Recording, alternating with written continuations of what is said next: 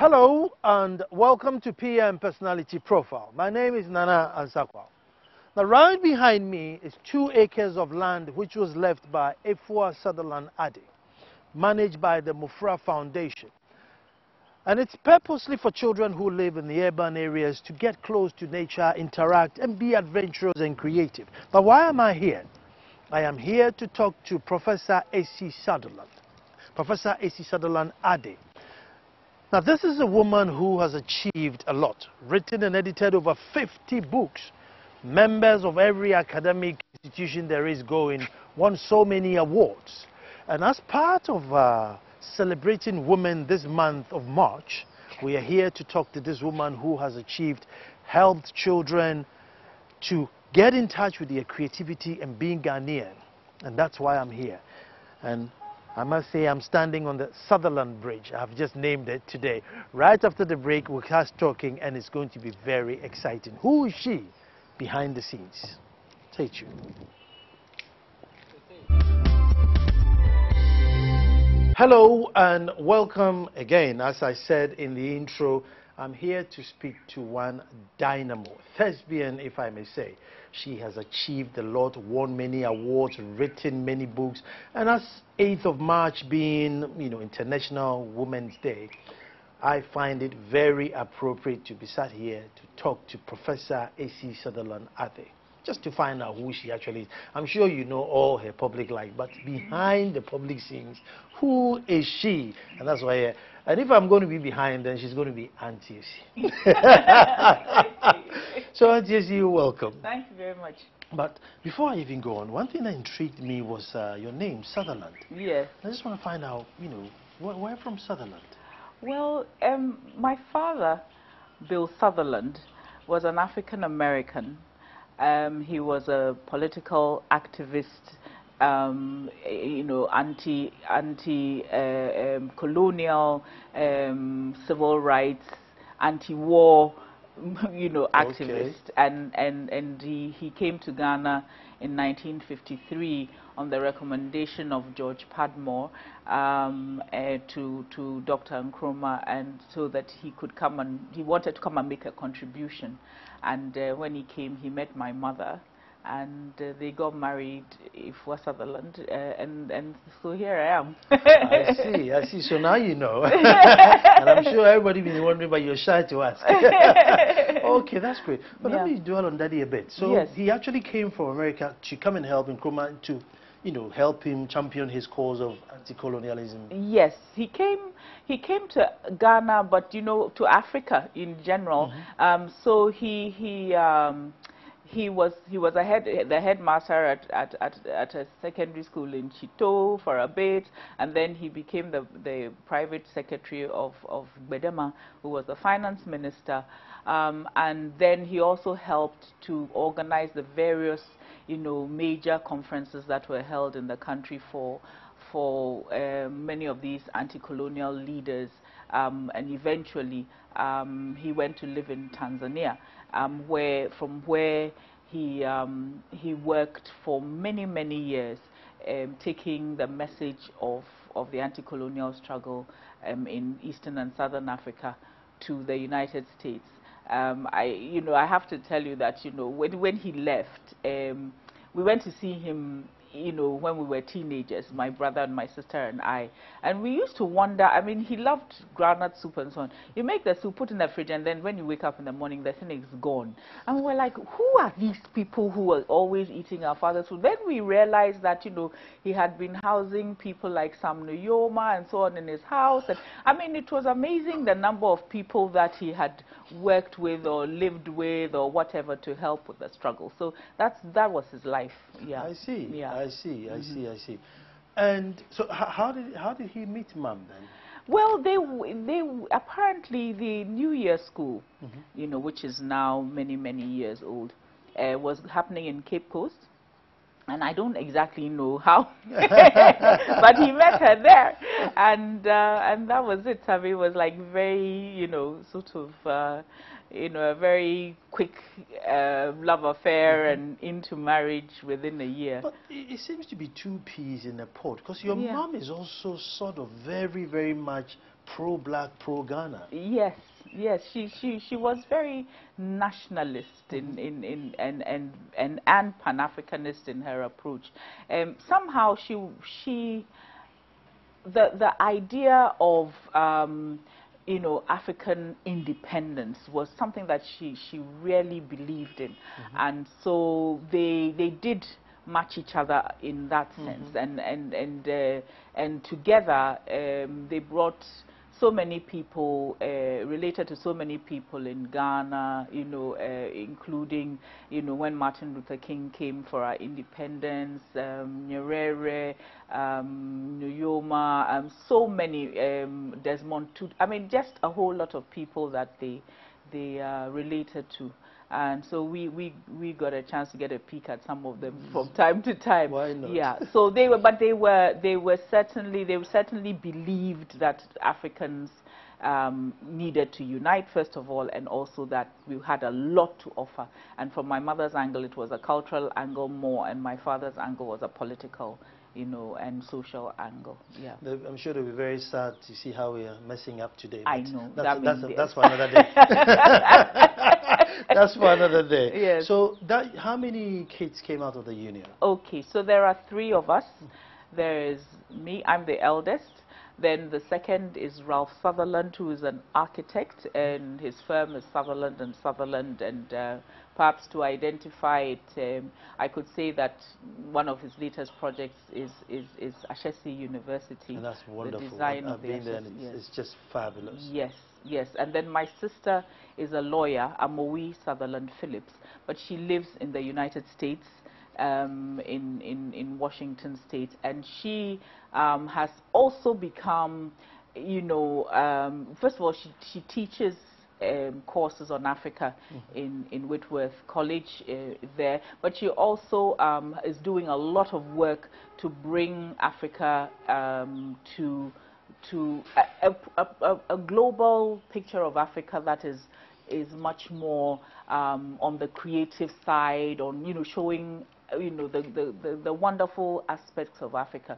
So she does public speaking, and she also runs an organization called Friends of Mofra, which is affiliate to Mofra Foundation in Ghana. Yes.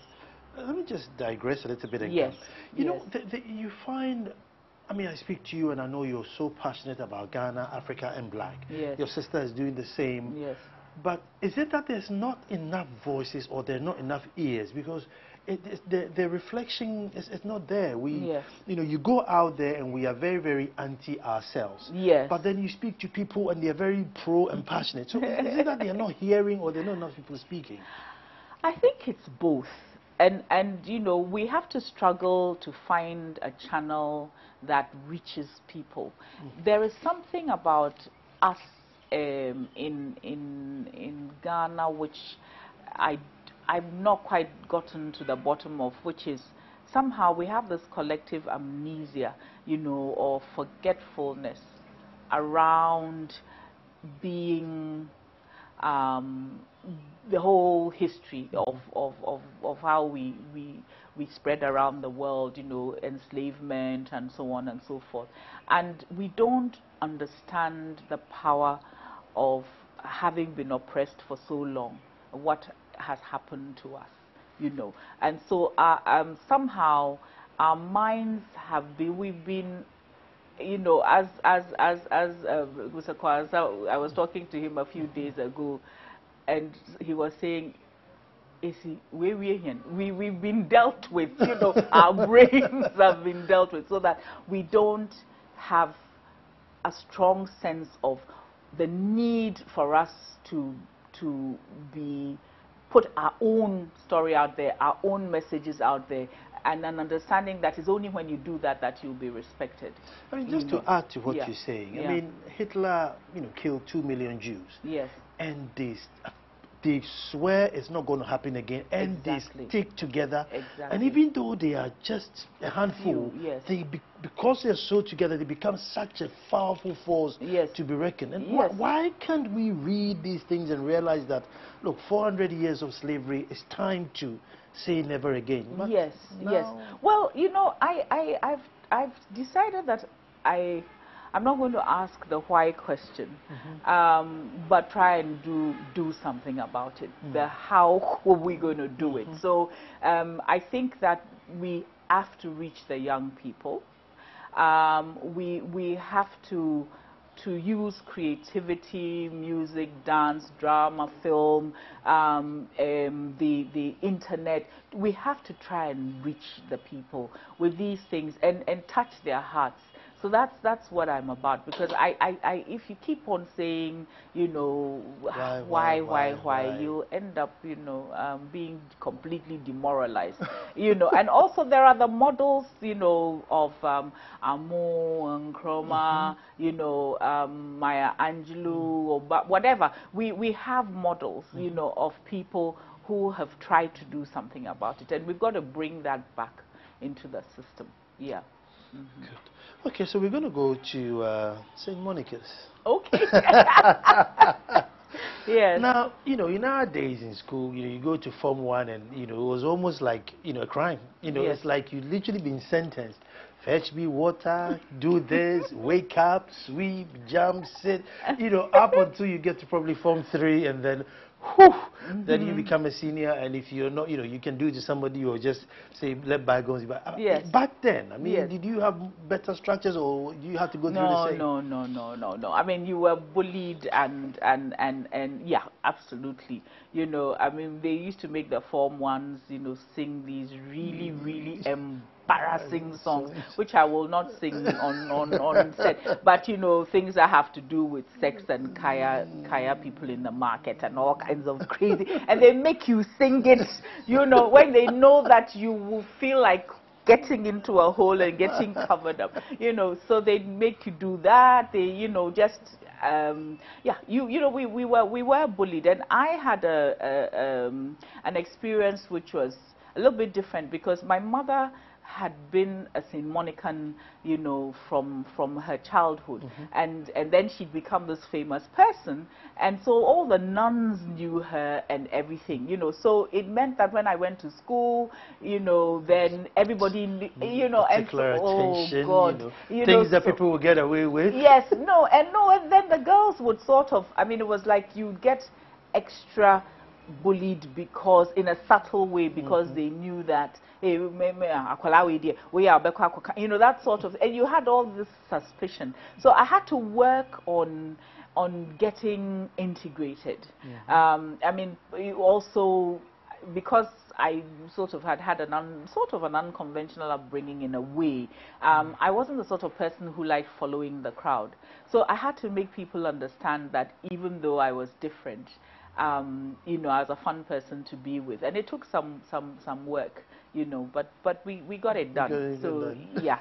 So I left there with lots and lots of friends, especially friends from the rural areas, who I got on very well with. Yeah. So from there, then Legon, and then Volta Hall. No, I went to Achimota. You came to Achimota to do sixth form. I did sixth form in Achimota. Yes, and it was different.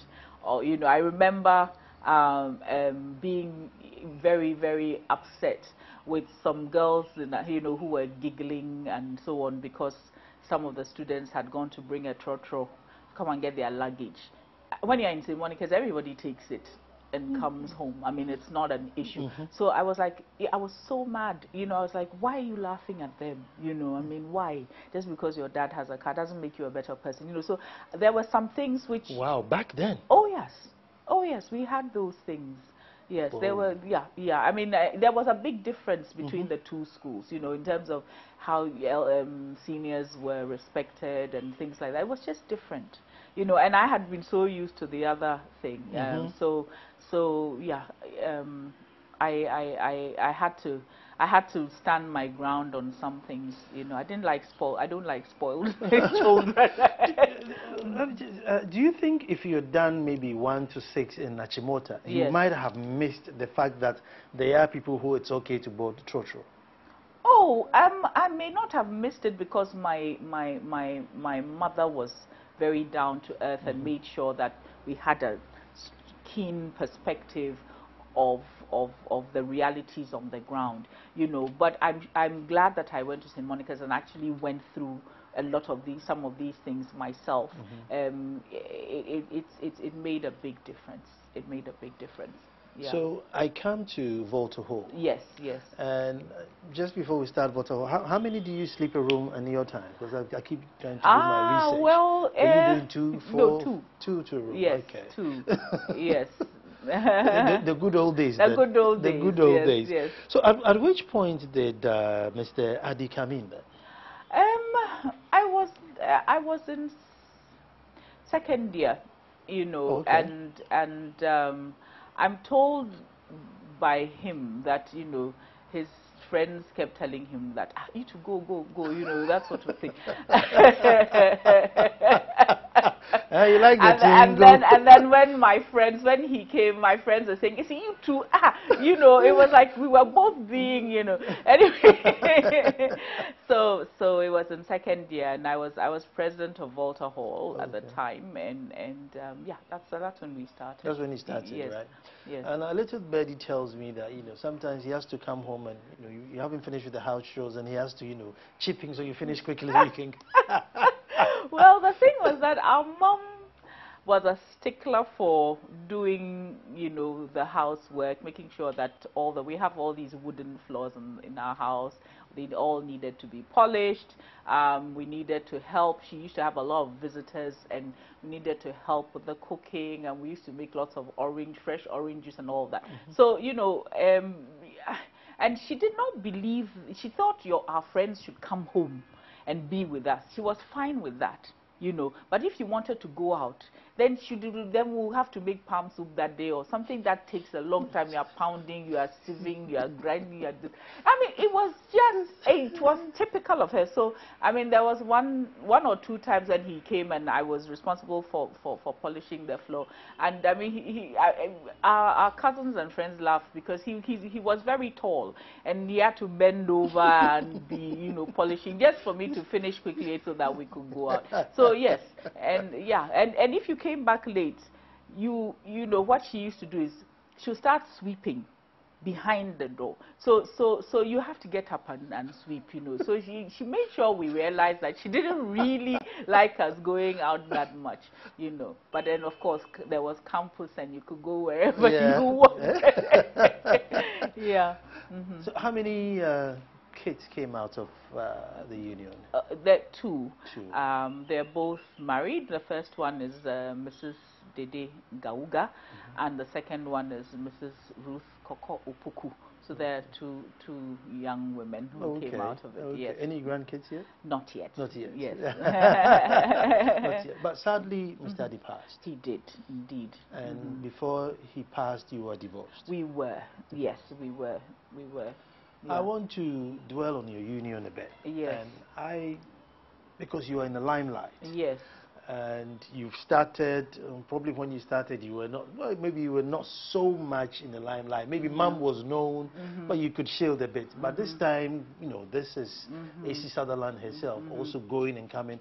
How would he, because I said, you know, and the man, you know, I want my wife to be home. Yes. How would he handle that? Well, he had some difficulties with it.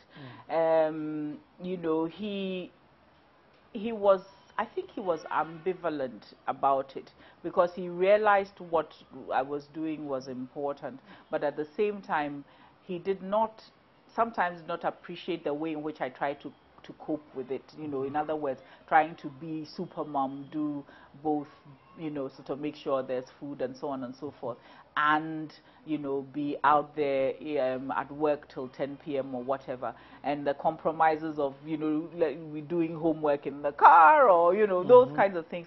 He had difficulties with that sort of thing. But then I must say that as he was the head of the legal division eventually in VRA, and he, you know, getting to the midpoint of his career, he was traveling all the time and so on, and I was quite glad. Probably came to understand. It wasn't my fault, you know. Yeah, but yeah, no, I don't think that the difficulties we had were just based on that, you know. But, you know, let me just say that it was difficult, and so at some point we decided that, you know, it was better to live apart. But we eventually, and I mean, this is something that I really want to share, is that we eventually developed a way of having an amicable relationship in order for us to be able to look after our children and share our friends and so on and so forth. So in many cases, people didn't even know that we were actually divorced. Yeah. That's a good advice. Stay tuned. We coming straight back. Yeah. Well, hello and welcome back to this exciting conversation, my, you know, Kokonsa conversation. So your daughters, Yes. are they also, you know, bookworms? No, I think I put them off for life. Really? Just, you know, with all the books and the reading and marking scripts and things, they said there's no way that they're going to teach. So they are both, but they are organizers. They're you know, my first daughter is an events manager, and she did hotel management and events management, but now she's an office manager for an up-and-coming firm. And my other daughter is also very active. They're all, you know, she's active. She's in the choir. She acts. She does all kinds of things in the church and so on. But she works at Lincoln Community School. Yes. Okay. Yes. And, Okay. But they just left your library and your books to you. No, they don't like that. They like the other side. You know, all the arts and so on and so forth, but not the books. But I mean, you are very, you know, well read and probably linked to every, you know, academic institution there is going. Was that, you know, from school, that look, this is what I want to be. I want to be an academician? No, actually, I didn't know that I was going to end up in the university. I felt that I would probably be doing something something related to the arts. That's what I wanted to do, but not a, you know, sort of an academic. So but as I did my first degree in French and linguistics, and it was Professor Nketia, you know, yes, emeritus, who then said, look, Esi, why don't you go and do, you know, your master's in literature and folklore and so on, since you are interested in those things, and come to the Institute of African Studies. So I thought about it and talked it over with my mom, and then I decided that that was a good idea. So I applied to, you know, universities in the United States, and was admitted to University of California at Los Angeles, and then I did French. I did literature. I did dance, and I did folklore.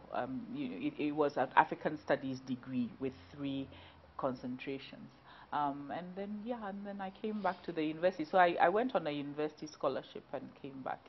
Is it not ironic to go and study African studies in America? Well, it's one of the saddest things, and it is still true, that if you want information on Africa as a whole, the best place to do it is to go to an institution outside of this country. It is sad and ridiculous, but you know, they've got wonderful collections of music in archives, musical archives. You could stay there for days without coming up. I know, Nana, you like these traditional things. They've got libraries to die for, documentation. I mean, you know that the film, our film archive, which but if you go to Britain, you'll get the full set, but you have to pay through your nose for it, and we haven't been able to do it. So it is the saddest thing in the world. But I mean, for example, Basel in Switzerland, if you want to know about the Basel missions and a lot about our history, the history of Kwapim and all of that, that place in the Ghana, you get it, and so on. There are so many. It's sad. It is really sad. Yeah. Why don't we value it? Because in most of us say, you know, sign kofa, abakosem, titi wubichre. So in all our, you know, proverbs and stuff, we appreciate that titi is important. Yes. Why don't we keep archives? Why don't we value archives? Why is it not a deliberate, you know, policy to say, listen, we need to put the history together? Okay, there are two angles I'd like to take. The first angle is that historically we lived our history.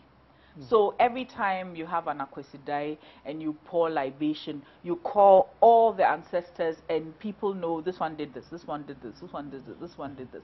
Or you have a festival, you have a procession, and like in Akwamu, somebody carries the keys to the Christian Wall Castle, somebody carries this, and we've been living our history. We didn't, in a way, need to recount it in that kind of way. I mean, I don't know if you know, but in Dagbon, the Damba Festival, one night is dedicated to the court historians. They just recite the history of Dagbon throughout the night. It's part of the rites. Okay, so what the missing link is between having abandoned those ways of doing it and not having taken up the other way of then documenting and archiving it. And then also there's been this whole culture of giving ourselves the impression that we need to shun certain aspects of our culture. For example, if you look at traditional religion, it is in the shrines that you have the philosophies, you have the pharmacology, you know, you have various aspects of what we would call really intellectual, you know, and esoteric material in those places. Now, the minute you say, okay, these people are devilish, let's take all this thing and dump it in the toilet, or let's take all this thing and burn it, or whatever, then you lose it completely. Okay, so the attitude that we've taken has not helped at all, you know, and this is what that's why places like the Institute of African Studies exist, to try and get over those attitudes and go and meet with the experts who are actually on the ground, the few that are left, and get them to share, you know, because they also have become, you know, if you don't respect them, then they also become, they'd rather die with the information than have somebody come and disrespect them. And that's how come when Europeans, or I don't know, or Japanese, it doesn't matter who comes to them, shows them respect, they tell them. And then you have to go there and learn about it. Yes. What a shame. What a shame. Yeah. Let's talk about Mom a bit, because I like her dream about having a children park in every city or urban area, and we thought that, you know, please, this is elitist, what are you talking about? But it's coming to hit us in the face. Yes, yes. Well, you know, she loved children, and she believed that children should be, I mean, we should learn from children. And because she was in theater, she thought that children were the greatest dramatists in the world. Because I'm sure you've watched a child, you know, leave a child in an empty space And before you know where you are, the child will have talking to somebody, you don't know who it is. They will create a character, they will create a scenario, they will have a fun time, they will get into a world of fantasy. And she believed that if you wanted to be a good playwright, you should actually interact with children. So it's through the drama and teaching, you know, that she came to this conclusion. But she also realized, she felt that school, formal school was, you know, taking everything away from our children. Wow. It was taking away their creativity, it was taking away their ability to learn their own languages, it was taking away their self-confidence. She was, even though she was working in the school system, she really felt that the way that we were doing it was not on, and that we were going to create, you know, people, I mean, adults who didn't have any sense of any self-confidence, were not able to engage with Europeans one-to-one and so on. So it was also that passion of getting us to have confident citizens that made her feel that, you know, you need to look at that. Then she also realized that being cooped up in a classroom just took away the kids' ability to be themselves and to create. And she felt they needed this outdoor space. Also, traditionally, you know, there in the evenings, when the moon was out, you know, there was storytelling, there was ampetuma to this and that. You know, people were doing all kinds of things out there. Different age groups were all doing. So the whole idea of using the outdoor space to express ourselves was something that fascinated her. So she really felt that, you know, every city should have a green space. Apart from that, she also felt that we were getting away from understanding our environment and we were ruining our environment. And so the children needed to engage with a green environment. So that's why she came up with these ideas. And she tried to set one up in the city of Accra, in Kumasi, Amakum. If you go there, I hear it's full of armed robbers or something. It's just all overgrown with snakes and armed robbers and all that. But that was that. And then there was one in Chichiri in the eastern region. And so the whole idea was that you could have, however small your community, you should, you know, have such a space.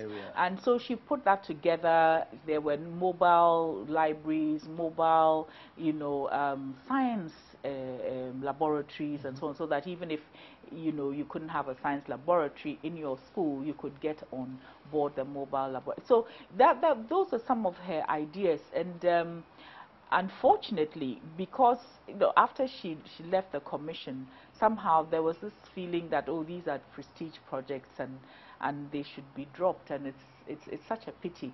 So, you know, we are really, I mean, the children's park, what is named after her in the Ridge Park, she fought tooth and nail because people tried to come and build a casino there. They tried to do all kinds of things.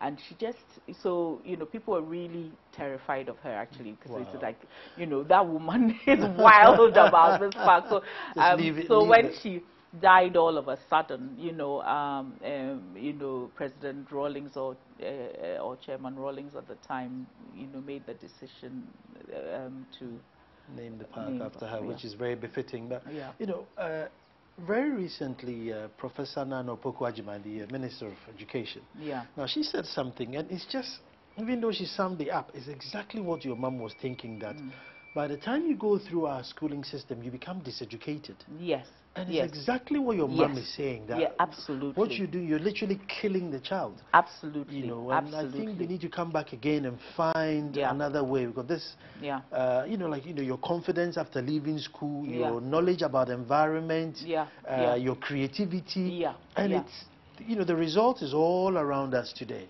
Exactly. And she was a stickler for, you know, she felt that we need to be able to express ourselves.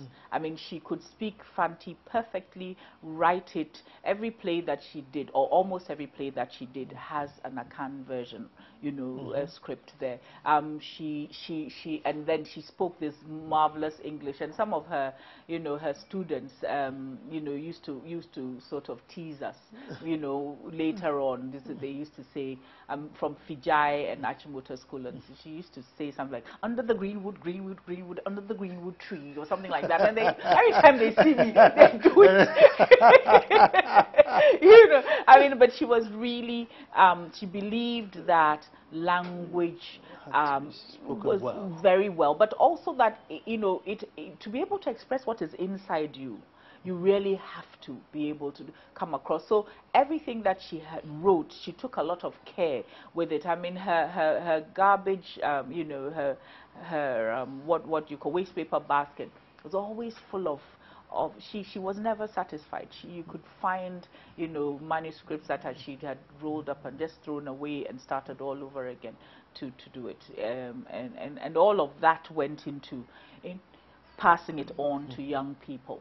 Yeah. I see, I see. Yeah.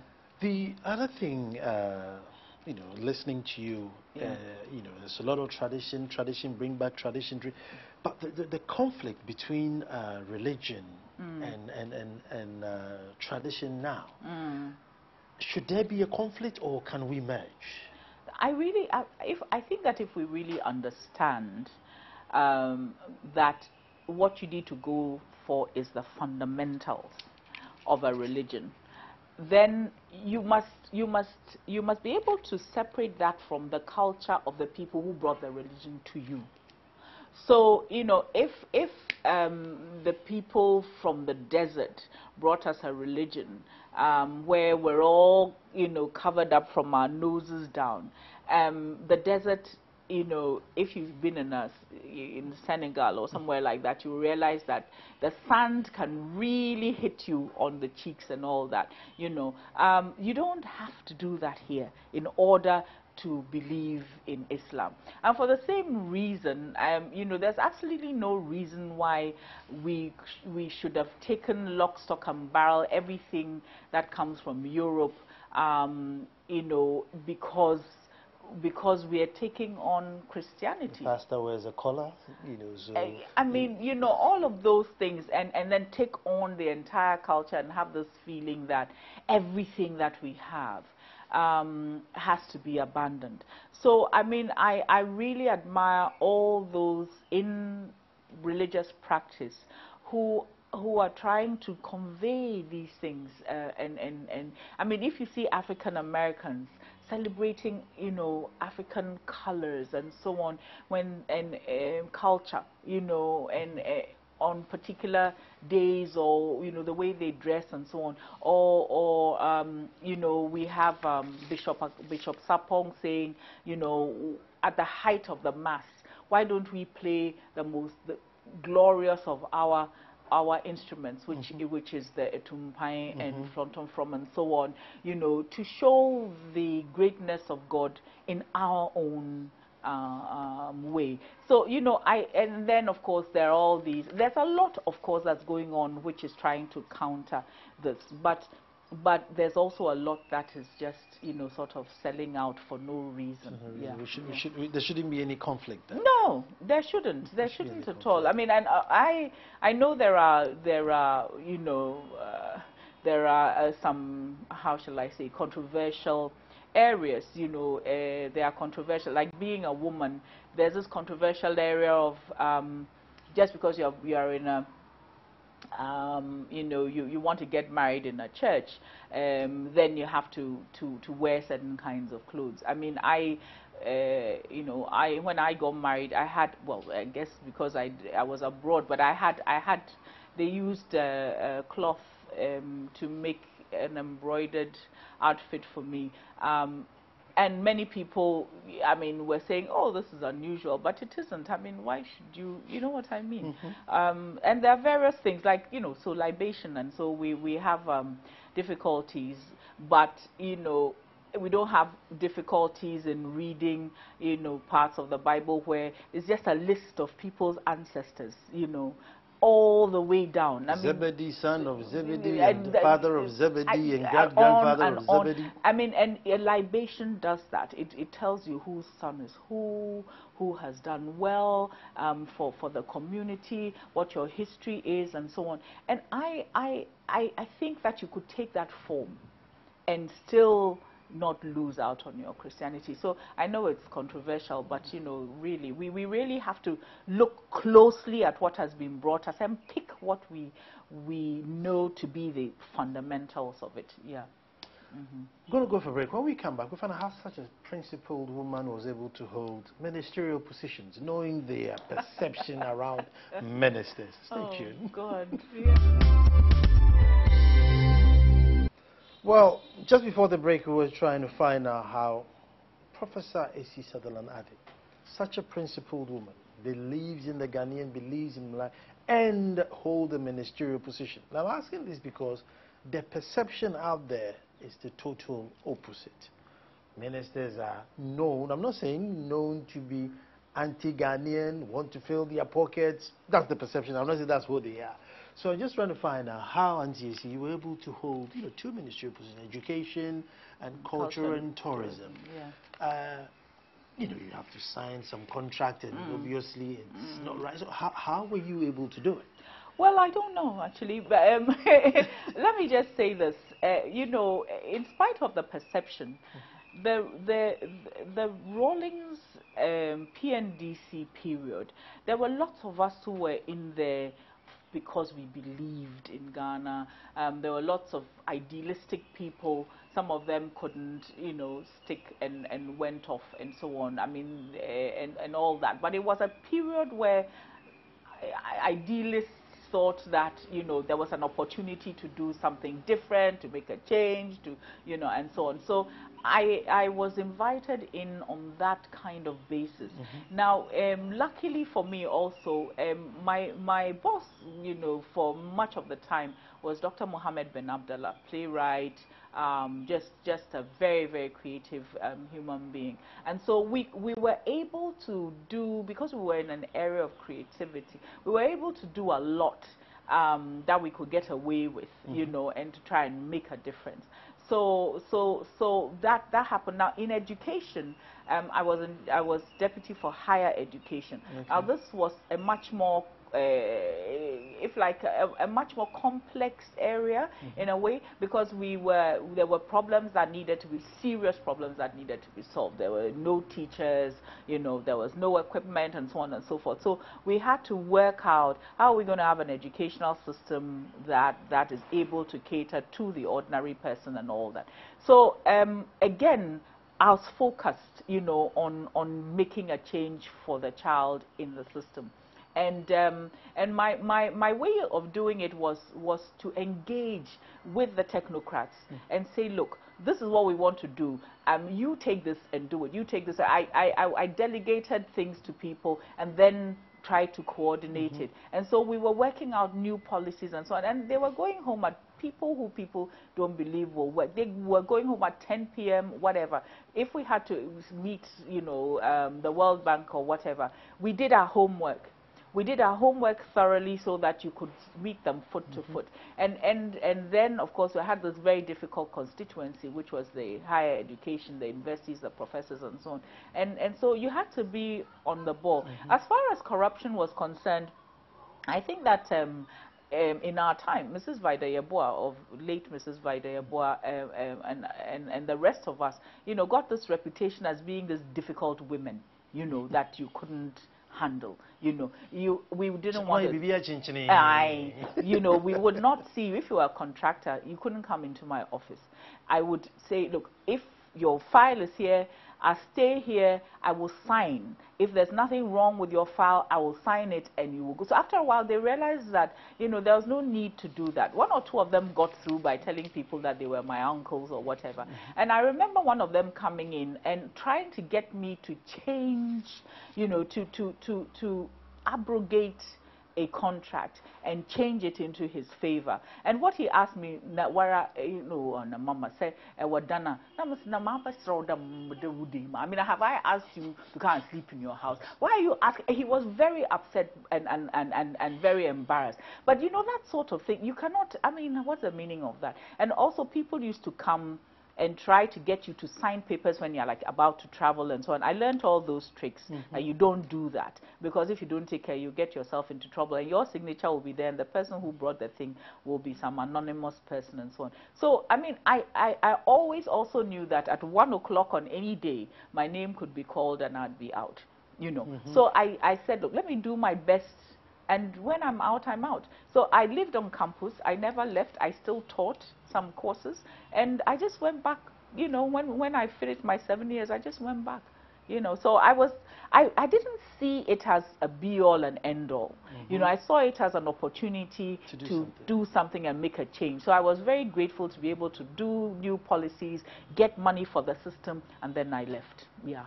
Now that's one advice that I think the newcomers should take, because sometimes I think the fear is that if I leave here, then what next? No, no, you know, no. so There's plenty ahead of you.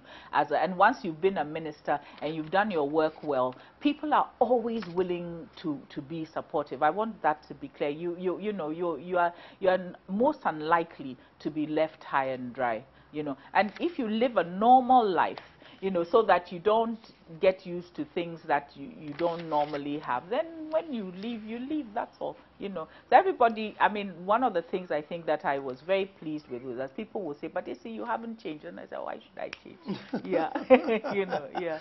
But as you see, I can't come here and not talk about books. Yeah. Mom wrote books. Yes. And she's passed on to you, even though you were not able to pass it on. So this is by Voice in the Forest. Yes. And this is by, obviously, Esi Sutherland. Illustrated by Ralph. Yes, that's right. Oh, is Ralph an artist then? Yes, he is. Okay. Yes. Okay. And then, I hear that's your sister. This is Amowi. Yes, she was the first child to play the part of the boy. Actually, it's supposed to be a boy in this play called Tehinta, which many people know. And so yeah, so that's her when she was about 9. Yeah. This is my favorite. I'm sure I don't need to tell you why this is my favorite. It says Ghana where beads speak, and I think it's about time we showcase things like this, because you normally find this in, you know, the UK library or an American library, but not here, where, you know, there's a documentary of, you know, really colorful books. What inspired this? And this was written by Esi Sutherland Addy, Atani, and Kathy Dagadu. Yes, yes. What inspired this? Well, you know, UNESCO had a project where, why don't, you know, they said, like, why don't we revive the bead industry as part of, you know, trying to get people a livelihood and so on. But when they finished, they said, well, you know, this is a dry report. And they asked us to come on board so that we could present beads back to Ghanaians in an interesting way. Because a lot of people don't know what the history of the beads, they also don't know what they are used, what the meaning is, how they are made, you know, and that sort of thing. And Amatedu, who is our foremost writer today, did poetry on the beads in the book. And Kati was the designer, you know, who helped us to put the thing together. And she's so knowledgeable about beads. So it's a combined effort of 3 Ghanaian women. And this is the first time that a tabletop book about beads has been done by Ghanaians for the Ghanaian market. So we're very pleased. Is it out on the market for sale? It is. It is. Yes. Where would you get one to buy? There's a place called Sun Trade. Where they sell the books, and then you also have them from the Foundation for Contemporary Art. That is at the Du Bois Center. Those are the 2 main places where they are being sold, and there are some in some of the hotels as well. Yeah. You know, you go and buy beads and they say, oh, like this is the old one. Yes. This is the new one. Yes. What's the difference between this is the old one? Is it how it was made, or is it really, you know, the old one? No, some of them are old, you know, because they've been traded. The old one. Mine are old. I mean, I can tell it's the old one. But is it the old one because of how they made it, or is it the old one because it has been in the world for? No, some of them have been in the world for a long time, and some of them are new versions, you know, of the old. But for example, you are wearing a bottom in the middle of this and this bottom is probably one of the older ones that you're wearing, and the ones next to it are newer versions, you know. So it's, but you know, for us it was just the wonder of taking this things. Some of the beads are you know, hundreds of years old, as well as some that are being made this minute, and they all are part of our creative culture. Yeah. And I think it's a good idea. Yeah. It should probably be in schools, isn't it? It should be in schools. Another one which I think is very important, you know, is this book. Yes. You know, a collection of essays and works by African scholars all put together. So basically you pick a book up and, you know, flip into countries and just read about it. Yeah, well, it's more about themes. So it's population, language and society, culture, development, economics, you know, history, religion, music, dance, you know, everything. And it's a textbook because we've been doing African studies for about 50 years or more, and we didn't have a textbook. So this was, you know, the essays in here have been written by people who have been teaching African studies for many years, and Professor Emmanuel and I put it together, did an introduction, and also added the speech that Kwame Nkrumah made on the opening of African studies that set an agenda, you know, for the way that we should be studying ourselves. So that's it's a book. It's a, you know, something that even if you're not in school, you find it interesting to read. If I was to go through your awards, I mean, I would need 2 more programs to go through her awards and everything. But I want one book and one award that's very dear to your heart. Which book and which award that's very dear to your heart? You wake up in the morning and think, you know what, I don't mind winning this again. I don't know if there's one, but there's this book called Women Writing Africa, which has won an award. It's part of a series of books by African women scholars, and it has the words of women from West Africa, from all over West Africa. This took, you know, like 10 years to do, and a collaborative work that I feel very proud of. There's also this book called The Legacy of Esi Sutherland, which we're very happy to do. But I mean, you know, I'm happy with as far as awards are concerned, I think Winneba, I got a honorary doctorate from Winneba, and that was you know, fighting to get Winneba established, and that was recognized, University of Education at Winneba. So that's one. And then I got a very curious award from the College of Preceptors. I know it sounds really sort of old age. Actually, you know, when they gave the award, there were all these trumpets and things in England. But it's the teachers. You know, it's a special organization of teachers in Britain, and that award, and then you know, was great. You know, yeah. Well, Auntie Esi, thank you very much. It's been wonderful. Before I go, I'm going to take my cameras and go and see the resting place of Mr. and Mrs. Sutherland. Probably the first time you guys are ever going to see it. So stay tuned. Auntie, but thank you very much for that. And folks, until I come to you next week with a different personality, have a beautiful week, and thanks for watching.